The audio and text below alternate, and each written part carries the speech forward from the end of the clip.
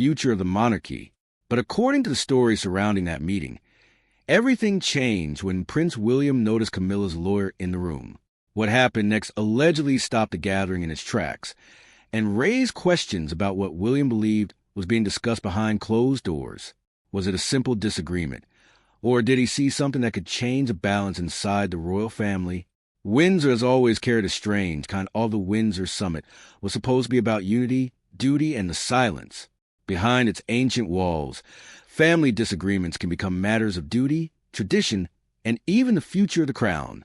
The idea of a Windsor summit immediately sounds dramatic, but it is important to separate documented royal history from claims made online. There is no reliable public evidence confirming that Prince William actually shut down a recent Windsor meeting after seeing a lawyer representing Queen Camilla. However, the title of this story points toward a much older and very real pattern inside the royal family. Private family meetings becoming moments of enormous pressure. One of the best-known examples came during the breakdown of the marriage between Charles and Diana. In 1992, Queen Elizabeth II brought the family together at Windsor as tensions surrounding Charles, Diana, and Camilla had reached a serious point. Contemporary reporting described Diana, making it clear that she wanted a way out of the marriage and was prepared to consider separation. For the young Prince William, moments like these were not simply stories appearing in newspapers. They were part of his childhood. The public saw royal appearances, formal ceremonies, smiles, and carefully chosen words. Inside the family, however, the situation was far more painful. And that history matters because William's relationship with Camilla did not begin in an easy chapter of his life. He grew up watching the consequences of his parents' broken marriage, while the public debate around Camilla continued for years. So when stories today claim that William reacted strongly to a lawyer connected to Camilla, they tap into something audiences already understand. The Windsor family has a long history of private disagreements carrying public consequences. But there is another question. If such a confrontation really happened, why would the presence of a lawyer matter so much? And what kind of discussion would make a future king stop and demand answers? That is where the story becomes far more complicated than a simple family argument. There is a major difference between what is publicly documented and what is claimed online. There is no reliable public evidence confirming that Prince William recently confronted or removed Camilla's lawyer from a Windsor summit. So this part of the story should be treated as an alleged scenario rather than established fact. But to understand why such a moment sounds believable to audiences, we have to look at the history behind the names. William was only a child when the problems between Charles and Diana became impossible to hide. The breakdown of his parents' marriage unfolded under intense public attention. Charles's relationship with Camilla became one of the most discussed parts of that story, and William grew up knowing that millions of people had strong opinions about it. Years later, William's public relationship with Camilla became much more formal and respectful. When Camilla married Charles in 2005, William attended the ceremony. Over time, the family presented a united public image. But royal families do not simply erase history. That history can matter when lawyers enter the picture. Lawyers are normally present for practical reasons. They may deal with legal documents, property questions, constitutional issues, estates, contracts, or private family matters. Their presence does not automatically mean that something dramatic is happening. Yet imagine the atmosphere if William walked into a private meeting and unexpectedly noticed a lawyer connected to Camilla. He would naturally want to know why that person was there.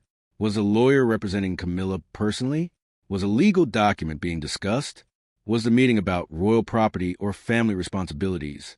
Or was something more sensitive being placed on the table? Those questions create the mystery at the center of this story. And there's another reason the moment would attract attention. William is not simply another member of the family anymore. He is the heir to the throne. That means disagreements involving him can carry a much greater weight than an ordinary family dispute. His decisions are watched closely because they may offer clues about the kind of monarchy he intends to lead one day. This is where the alleged confrontation becomes interesting. If William really did object to the lawyer's presence, the important question would not simply be why he was angry.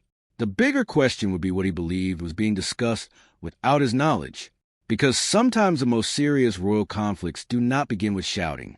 They begin with one person asking a very simple question. Why is he here? And what came next could have changed the entire mood of the room. Important as the person speaking. The most dramatic part of this story is also the part that requires the most caution. There's no verified public record showing that Prince William literally shut down a Windsor summit after spotting Camilla's lawyer. So we cannot present that claim as a confirmed royal event. But the idea raises a much bigger question. What could make William walk away from a private discussion involving the future of the monarchy? To understand that, we have to look at William's position today. He is not simply preparing for a future job. He is preparing to become king. That changes the way he must think. Every major family decision can eventually become a public issue. Questions about royal homes, official duties, money titles, and family roles can all affect the institution William will one day lead. And that is why legal advice can become extremely important. A lawyer in a private royal meeting does not necessarily mean something bad is happening. In fact, legal advisors are often involved precisely because important decisions require careful handling. But if William entered a meeting expecting one subject and suddenly discovered another subject was being discussed, he could reasonably want the situation clarified before continuing. That is where the online story becomes dramatic. Imagine the room falling quiet. A few people are already seated. Papers are on the table. The conversation is moving forward. Then William notices someone he did not expect to see. A lawyer connected with Camilla. Instead of continuing as if nothing happened, William asks what the lawyer is doing there. Nobody answers immediately. And suddenly, a routine meeting feels completely different. Again, this is a reconstruction of the scenario suggested by the title, not a verified account of something that has been publicly documented, but it highlights a genuine tension that has existed within the modern monarchy. Who controls the direction of the institution when different generations have different priorities? Charles represents one generation. William represents the next. Camilla has become an established member of the royal family and queen consort, while William has his own vision of what the monarchy should look like when his time comes. Those visions do not always have to be openly hostile to be different. Sometimes the disagreement is about timing. Sometimes it is about tradition. Sometimes it is about how much of the old system should survive. And sometimes the biggest conflict is simply about trust. That may explain why stories involving William, Camilla, and lawyers attract so much attention. The public knows their family history. It knows the painful chapters. And it knows William will eventually inherit the institution his father now leads. So if William ever felt that an important decision was being made without him, the stakes would be enormous. But there was one detail that could make the situation even more sensitive: the lawyer's presence itself. Why would a lawyer connected to Camilla be involved in a meeting concerning the future of Windsor? And what exactly could have been discussed? That question takes us into the next chapter. For years, the public has watched Prince William and Camilla move from a painful family history toward a more formal relationship. That journey did not happen overnight. William was a young boy when the marriage of his parents, Charles and Diana, was falling apart. The role of Camilla in that story became one of the most painful subjects surrounding the family. But time changes people. When Charles and Camilla married in 2005, William attended the wedding. Over the years, he and Camilla appeared together at official events, family occasions, and public ceremonies. Their relationship became part of the modern royal image. That does not mean the past simply disappeared. And this is where the story becomes more complicated. William has rarely spoken publicly about private family tensions. That silence is important. Members of the royal family are expected to protect private conversations, even when the public desperately wants answers. Instead, William is generally focused on his own role, his family, and the future of the monarchy. Camilla, meanwhile, gradually moved from being one of the most controversial figures connected to the crown to becoming queen when Charles became king in 2022. That transformation was extraordinary. For decades, many people believed Camilla could never fully escape the shadow of Charles and Diana's story. Yet eventually, she became a central part of the institution itself. And William had to live with that reality. This is why claims about William supposedly reacting strongly to Camilla's lawyer are so powerful. They connect a modern royal story to an old emotional wound. But we should not confuse a compelling narrative with proof. There is no verified evidence that William and Camilla are secretly involved in some major legal battle over Windsor, nor is there reliable evidence that William ended a summit because of her lawyer. What we can say is that the royal family has dealt with legal advisors and sensitive private matters for generations. And whenever lawyers appear around the monarchy, public curiosity naturally follows. What is being discussed? Who is being protected? Who has the authority to make the decision? Those questions become even more important when the people involved are the king, the queen, and the future king. William's position makes him especially sensitive to anything that could affect the future shape of the monarchy. He is expected to respect his father. He is expected to work with Camilla, but he is also preparing for a reign that could last for decades. That means William has to think beyond today's headlines. He has to think about tomorrow. And perhaps that is the real source of tension behind stories like this. Not hatred, not revenge, but two different generations looking at the same institution and imagining different futures.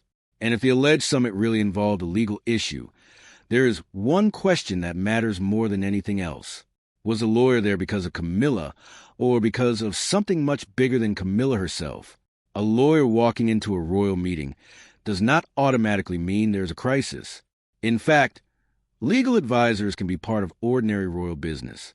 The monarchy deals with estates, property, contracts, charities, public duties, privacy, and many other matters where legal advice may be needed. That is why this chapter needs one important warning. There is no reliable public evidence confirming that Camilla's lawyer secretly attended a Windsor summit, and that William stopped the meeting because of it. The claim appears to be part of a dramatic online narrative, but the question it creates is still fascinating. Why does the image of a lawyer sitting across from William feel so threatening? Because lawyers represent interests. When a lawyer enters a room, people naturally wonder whose interests are being protected. And inside a family as complicated as the Windsors, that question can become enormous. Imagine a private meeting involving senior members of the royal household. The discussion could involve a residence, an official role, a financial arrangement, or some other sensitive matter. Then a legal advisor appears. William might ask a simple question: who asked you to attend? That question alone could change the atmosphere. Not because the lawyer had done anything wrong, but because the presence of legal representation can signal that an issue has moved beyond a normal family conversation. And that distinction matters. Family members can disagree privately, but once lawyers become involved, the conversation may become more formal, more careful, more controlled. Every word can matter. For William, that would be especially important because his future role gives him a direct interest in how the monarchy operates. He cannot simply think like a son. He must think like the future king. And that is one of the biggest changes in his life. When William was young, royal disputes happened around him. Today, decisions about the monarchy increasingly involve him directly. His responsibilities have grown. His public profile has grown. And his influence within the institution has grown as well. This may be why stories about disagreements between William and Camilla continue to attract such strong reactions. People are not only watching two family members, they are watching two important parts of the monarchy. One represents the current reign. The other represents what comes next. And whenever the present and the future appear to collide, even a small disagreement can look like a major battle. But there is another possibility. Perhaps the lawyer's presence had nothing to do with Camilla personally. Perhaps the real issue was something connected to Windsor itself. Royal properties carry history, money, security concerns, and enormous symbolic value. Any serious legal discussion involving them could become highly sensitive. And if William believed such a discussion could affect the future of the crown, he would have every reason to pay attention. So the mystery remains. Was the lawyer there for Camilla? Was the meeting about Windsor? Or was the entire story exaggerated from a much smaller private disagreement? The answer may never be publicly known. But one thing is clear. The next chapter of William's story is not simply about family. It is about power, responsibility, and the future of an institution that has survived for centuries. And that is where the real tension begins. Behind the walls of Windsor, privacy is not a luxury. It is part of how the royal family operates. That makes stories about secret meetings especially powerful. The public sees the photographs. It sees the smiles, the handshakes, the ceremonies, and the carefully prepared statements. What it rarely sees is what happens after the doors close. And in this story, that missing piece is exactly what creates the mystery. There is no verified evidence showing what happened behind closed doors during the alleged summit involving William and Camilla's lawyer. So any detailed account of an argument, confrontation, or dramatic walkout would be speculation. But there's a real reason private royal discussions can become sensitive. Senior royals often had to balance family relationships with institutional responsibilities. William is a son. He is also the heir. Camilla is his stepmother. She is also the queen. Charles is William's father. He is also the king. Those roles can overlap in the same room. Imagine how complicated that becomes when the subject is not a family holiday or a public event, but something involving the future of the monarchy. A normal family disagreement can be emotional. A royal disagreement can become institutional. That is the line William must constantly walk. And it is also why the idea of a private meeting being stopped by him captures so much attention. If William had genuinely objected to something being discussed, the consequences would not necessarily have been visible to the public. There might be no shouting, no dramatic statement, no cameras waiting outside. The meeting could simply end. People could leave. Advisors could speak privately. And the public might hear nothing at all. That is how royal secrecy works. It creates a strange situation where the less information available, the more theories appear. One online claim becomes another. A photograph becomes a clue. A lawyer's presence becomes a supposed secret. And eventually, a story can become much larger than the evidence behind it. That is why separating fact from speculation is so important. The documented reality is already dramatic enough. William has spent much of his life moving from the role of a child caught inside a famous family story to the role of a future monarch. Camilla has moved from controversy to becoming queen. Charles has moved from Prince of Wales to king. The entire family has changed. And now William stands much closer to the center of royal decision-making than he did years ago. That transformation may be the real story. Because the question is no longer simply whether William gets along with Camilla. The deeper question is whether the next generation of the monarchy will operate differently from the last. Will William preserve the traditions he inherited? Will he change them? Will he reduce the size of the institution? Will he demand greater control and transparency? These are the questions that could define his future reign. And if the alleged Windsor meeting had anything to do with those larger issues, then the lawyer may have been only one small piece of a much bigger puzzle. But once the story reached the public, one thing became unavoidable. People began asking what this meant for the relationship between William and the rest of the royal family. And that is where the fallout becomes even more interesting. When a royal story captures public attention, the fallout does not always come from an official statement. Sometimes it comes from silence. A photograph is taken. A public appearance changes. A family member says nothing. And suddenly, millions of people begin searching for a hidden meaning. That is exactly why claims about a supposed clash between William and Camilla can spread so quickly. The history is already there. William is the future king. Camilla is the queen. Charles is the current king. And behind all three is a family story that has been followed by the public for decades. But again, there is no verified evidence that a recent Windsor summit ended because William spotted Camilla's lawyer. There is also no reliable public record proving that the royal family entered a secret legal battle over the matter. So what can we actually learn from the situation? Quite a lot.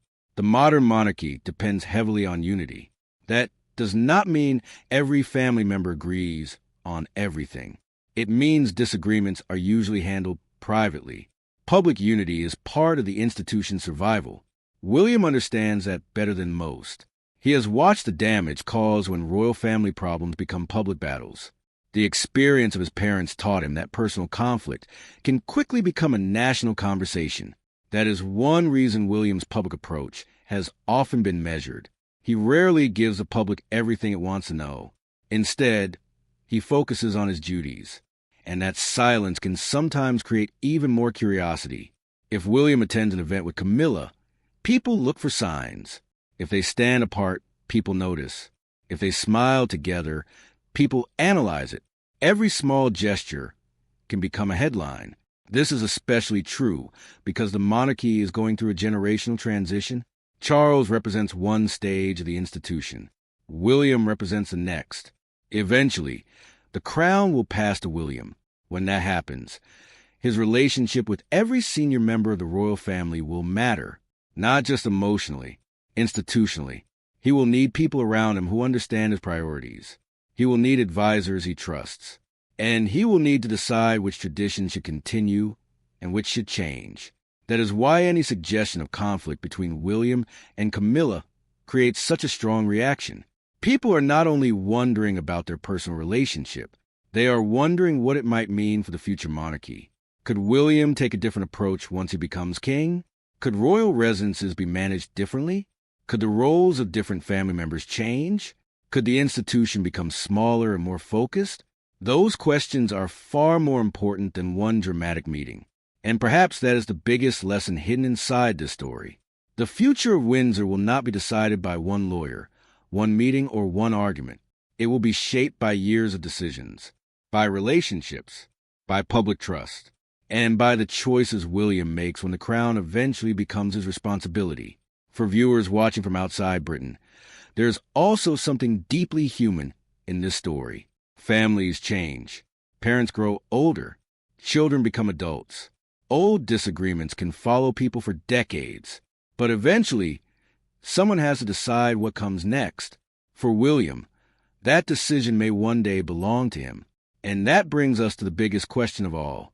If William really is preparing to reshape the monarchy, what could Windsor look like when he finally takes a crown? The most important part of this story may not be what happened at an alleged Windsor summit. It may be what happens years from now, because one day, Prince William will inherit the crown. And when that moment comes, he will inherit far more than a title. He will inherit an institution shaped by centuries of tradition, public expectations, family history, and difficult decisions. That is why stories about William and Camilla attract so much attention. They represent two different generations of the monarchy. Camilla belongs to the world of Charles's reign. William belongs to the future. But that does not mean they must be enemies.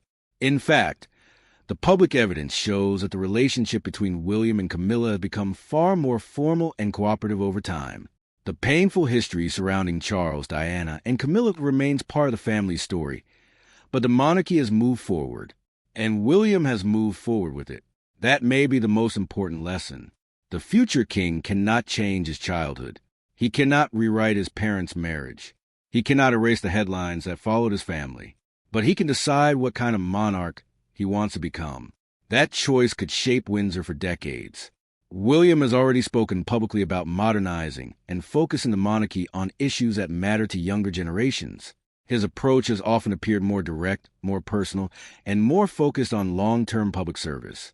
If that continues, his reign could look different from his father's. But change inside the monarchy rarely happens overnight.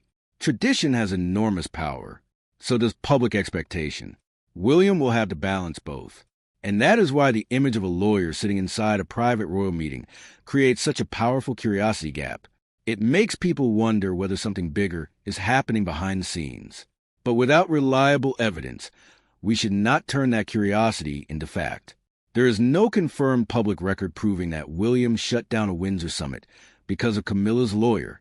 There is no verified evidence establishing a secret confrontation of the kind described in the title. What we do know is much more interesting in the long run. William has grown from a young prince living through family turmoil into the heir to the British throne. Camilla has gone from one of the most controversial figures in the royal story to queen. Charles has become king. And the monarchy itself is moving toward another generational change. That change will eventually place William at the center. When that happens, the biggest test will not be whether he can win an argument inside a private room. It will be whether he can protect the institution while still making his own. Because the crown may be inherited, but the way a king carries it is a choice. And perhaps that is the real story behind all the speculation surrounding Windsor. Not one lawyer, not one meeting, not one dramatic confrontation, but a future king quietly preparing for the day when every major decision will belong to him.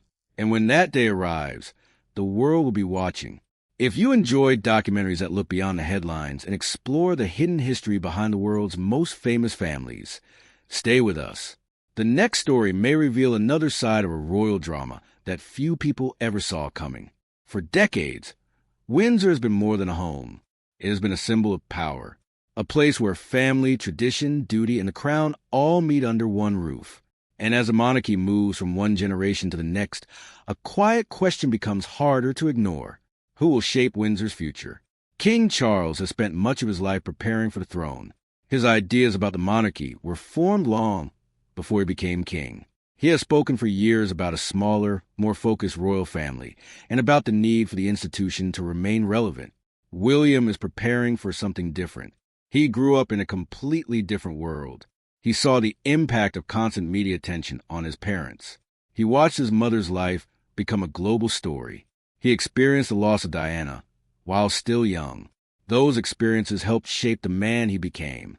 And now, as the heir, William has a chance to decide what lessons he carries into his own reign. That is where the idea of a Windsor power struggle becomes interesting. It does not necessarily mean shouting matches or secret battles.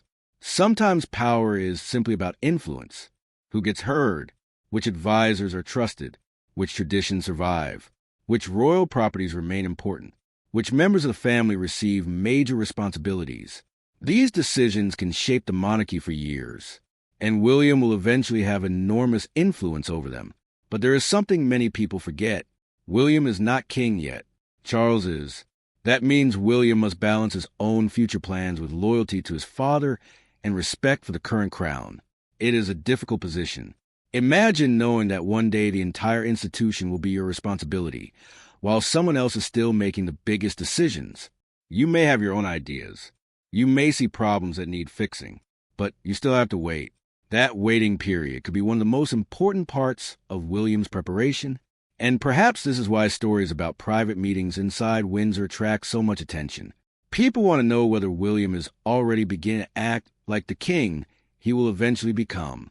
But there is another side to this. William does not have to openly challenge Charles to influence the future. He can learn.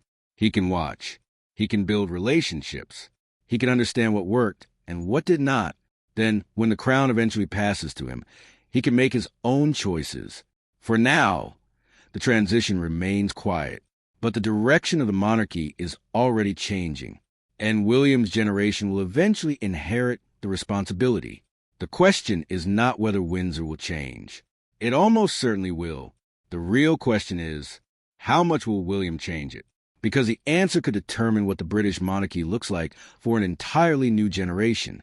William has spent most of his adult life preparing for a role he cannot yet fully control. He knows the crown will eventually be his. But he also knows that becoming king is not simply about waiting for a title. It is about understanding what the public expects from a monarchy and what the institution may need to survive.